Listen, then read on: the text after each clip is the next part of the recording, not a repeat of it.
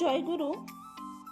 আজকে আমি আলোচনা করব নারীকে পরিপূর্ণভাবে সংসার সুখ উপভোগ করতে হলে শাশুড়ি হিসাবে এমনতর চরিত্রের অধিকারিণী হতে হবে যাতে পুত্রবধূ তার কাছে নিজের মেয়ের মতোই স্নেহ, যত্ন ও আশ্রয় পায়।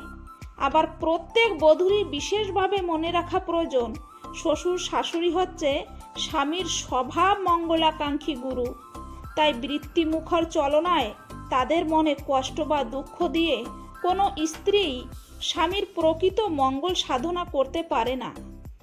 সেই জন্য শ্রী শ্রী ঠাকুরের কথিত অনুশ্রুতিতে আছে, শ্বশুর শাশুড়ি যেমনই হন ভক্তি সেবায় অনুক্ষণ, তাদের অভাব প্রয়োজনে সবার আগে কর পূরণ, রাখবি তাদের দীপ্ত করে নিয়ত রাখবি এইটি ধরে, এমনি করে যতই চলবি ক্রমে ক্রমেই দেখবি বুঝবি, কত জঞ্জাল আবর্জনা পেয়ে নিছক মার্জনা, উছল প্রাণে তৃপ্তি ভরে রাখবে তোরে দীপ্ত করে।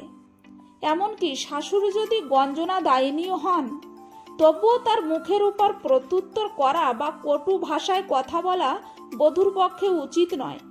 কোনো কারণে একান্ত অসহ্য বোধ হলে বধূর সাময়িকভাবে শাশুড়ির সামনে থেকে সরে যাওয়া মন্দের ভালো।